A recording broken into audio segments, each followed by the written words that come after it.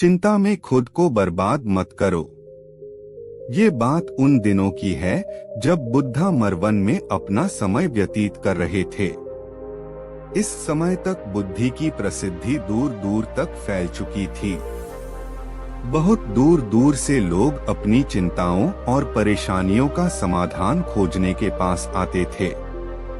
ऐसे ही एक दिन जब बुद्धा मरवन में अपने शिष्यों को प्रवचन दे रहे थे तो एक अधेड़ उम्र का व्यक्ति अपने 20 या 21 वर्ष के पुत्र को अपने साथ लिए बुद्धि की तरफ चला आ रहा था।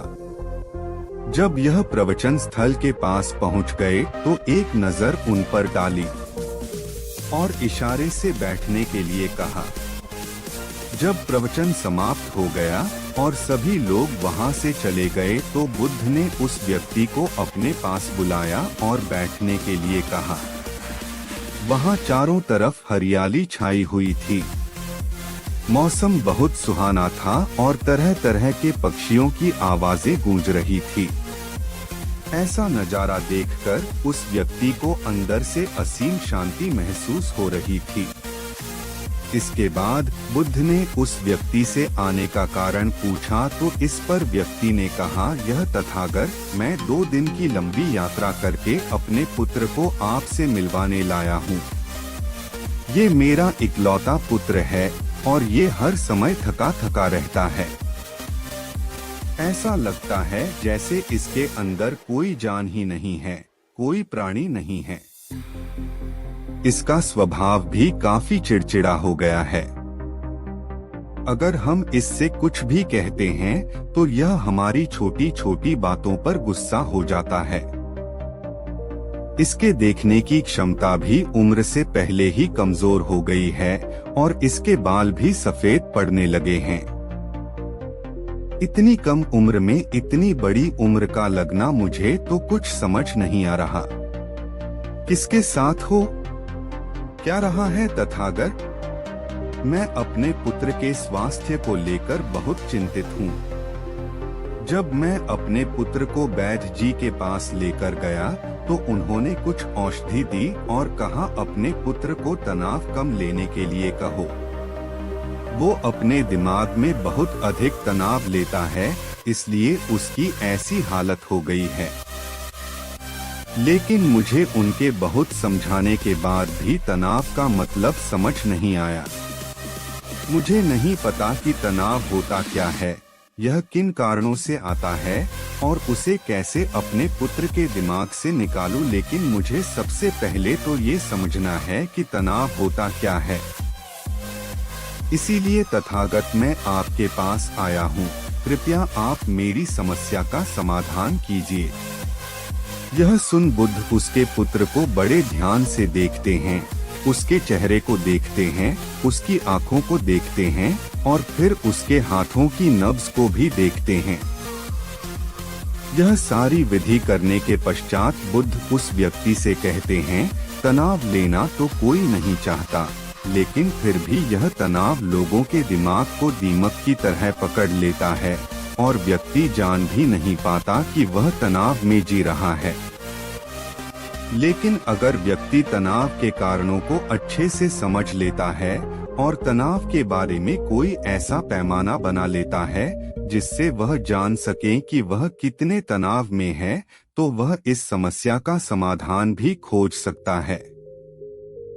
सबसे पहले तो तुम ये समझो कि तनाव होता क्या है।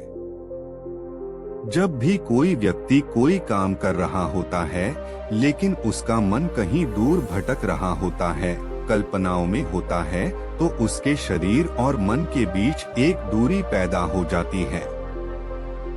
यह दूरी जितनी अधिक होगी व्यक्ति उतनी ही ज्यादा बेहोशी की अवस्था में होता है और शरीर व मन के बीच की इसी दूरी, इसी खिंचाव को तनाव कहा जाता है। आखिर कोई पसंदीदा खेल खेलने के बाद व्यक्ति चुस्ती और प्रसन्नता से क्यों भर जाता है, जबकि उसने तो अपने शरीर को थकाया है।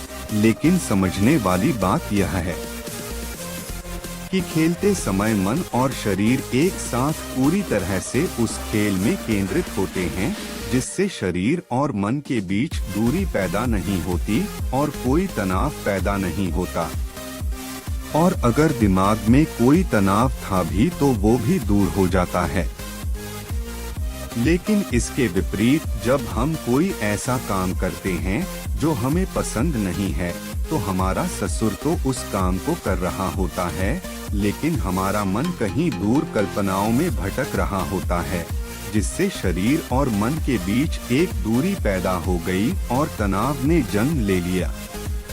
तरीके से वो अपने लक्ष्यों को पाने के लिए जिंदगी भर गोल गोल घूमता रहता है। इसीलिए जो व्यक्ति अति महत्वाकांक्षी होता है, जिसने बड़े बड़े लक्ष्य बनाए होते हैं, वह वर्तमान में कभी रह ही नहीं पाता। उसका मन सदैव भविष्य की योजनाएं बनाने में ही व्यस्त रहता है। उसका शरीर तो वर्तमान में रहता है, लेकिन भविष्य में ही रहता है, जिससे मन और शरीर के बीच दूरी पैदा हो जाती है और वह तनाव भरी जिंदगी जीने लगता है। बुद्ध के मुंह से यह बात सुन उस लड़के ने कहा, बुद्ध, तो फिर इसका मतलब है कि हमें लक्ष्य नहीं बनानी चाहिए, क्योंकि लक्ष्य बनाना भी तो महत्वाकांक्षा ही है। इस पर बुद्ध ने कहा, जीवन में लक्ष्य बनाना कोई गलत बात नहीं है, लेकिन समस्या तब उत्पन्न होती है जब वो अपना पूरा ध्यान उस लक्ष्य से मिलने वाले परिणाम पर ही लगा देते हैं और उसके परिणाम की चिंता करते रहते हैं। व्यक्ति को वर्तमान में जीना आना चाहिए। आप लक्ष्य बनाइए और उस लक्ष्य की प्राप्ति के लिए कड़ी मेहनत करिए, लेकिन साथ ही साथ आपको इस बात का भी ज्ञान होना चाहिए कि आप अभी वर्तमान में जी रहे हैं और वर्तमान ही सत्य है। बुद्ध ने आगे कहा, तनाव का दूसरा सबसे बड़ा कारण है ईर्ष्या। जब व्यक्ति ईर्ष्या और जलन से भर जाता है तो उसका मन अंदर से सड़ने लगता है। ईर्ष्या एक आंतरिक घाव है। आंतरिक घाव यानी मन का घाव व्यक्ति के शरीर का घाव तो भर सकता है, लेकिन मन का घाव कभी नहीं भर सकता। इसीलिए व्यक्ति को दूसरे की खुशी और तरक्की से कभी ईर्ष्या नहीं करनी चाहिए, क्योंकि तनाव का कारण है। इसके बाद बुद्ध ने तनाव का अगला कारण बताते हुए कहा कि आरुषिपूर्ण काम करने से भी मन में तनाव पैदा होता है। जो काम करना हमें पसंद ही नहीं है, जिसका में हमारी रुचि ही नहीं है, उस काम में हमारा मन लग ही नहीं पाएगा। हमारा शरीर तो वही बैठा रहेगा, लेकिन हमारा मन कल्पनाओं की उड़ान भरेगा, जिससे शरीर और मन के बीच दूरी पैदा हो जाती है और व्यक्ति तनावग्रस्त हो जाता है। इसीलिए इंसान को हमेशा अपनी रुचि के अनुसार ही कार्य करनी चाहिए। अगर व्यक्ति ने ये पता कर लिया कि उसे कौन सा काम करना पसंद है और वो उसी काम को अपने जीवन का लक्ष्य बना लेता है, तो फिर वो काम उसके लिए काम नहीं बल्कि खेल बन जाता है। फिर बुद्ध ने कहा, तनाव का चौथा कारण होता है किसी दूसरे से अच्छा रखना। बुद्ध ने उस व्यक्ति की ओर इशारा करते हुए कहा, एक पिता होने के नाते तुम्हारी अपने पुत्र से बहुत सी अपेक्षाएं होंगी कि तुम्हारा पुत्र एक बहुत ही कामयाब इंसान बने, तुम्हारा नाम रोशन करे, जैसा तुम चाहते हो उस तरह का जीवन जी, तुम्हारी हर बात मानी। लेकिन क्या आज तक कभी किसी की सारी अपेक्षाएं पूरी हुई है? जब भी कोई व्यक्ति किसी दूसरे से कोई अपेक्षा रखने लगता है, तो वो अनजाने में अपने लिए तनाव पैदा करने लगता है। जरा सोचो कि अगर तुम्हारा बेटा तुम्हारे अनुसार काम नहीं कर रहा और वो नहीं बन पा रहा जो तुम उसे बनाना चाहते हो, तो निश्चित रूप से तुम्हारे दिमाग को तनाव पकड़ लेगा। तुम तनाव से भरा जीवन जीना शुरू कर दोगे और इस तनाव के बस में आकर तुम ऐसा व्यवहार करोगे, ऐसी बातें करोगे कि तुम्हारा अपने पुत्र के साथ संबंध और भी खराब होता चला जाएगा। इसीलिए व्यक्ति को जितना हो सके उतनी कम अपेक्षाएं दूसरों से रखनी चाहिए और अगर पूरी तरह से तनाव मुक्त रहना है तो दूसरों से अपेक्षा रखना ही बंद कर दो। इसके बाद बूथ ने कहा कि शारीरिक कष्ट भी इंसान के तनाव का एक कारण होता है।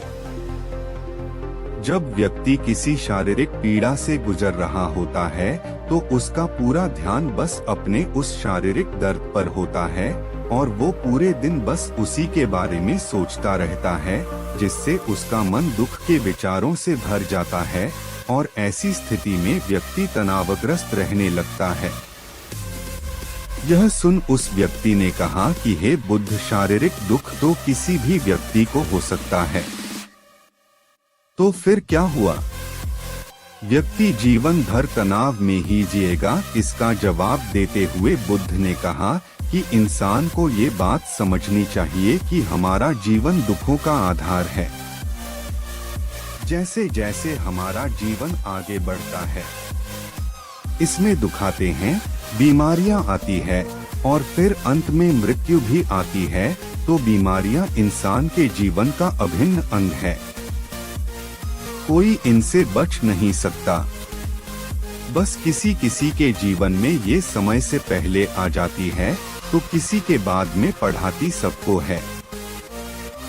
जब इंसान का मन इस बात को अच्छे से समझ लेगा तो फिर वह अपनी बीमारी के बारे में सोच सोचकर ज्यादा तनाव नहीं लेगा, क्योंकि यह हमारे जीवन का अभिन्न हिस्सा है और इसके लिए व्यक्ति को शारीरिक रूप से भी अभ्यास करते रहना चाहिए।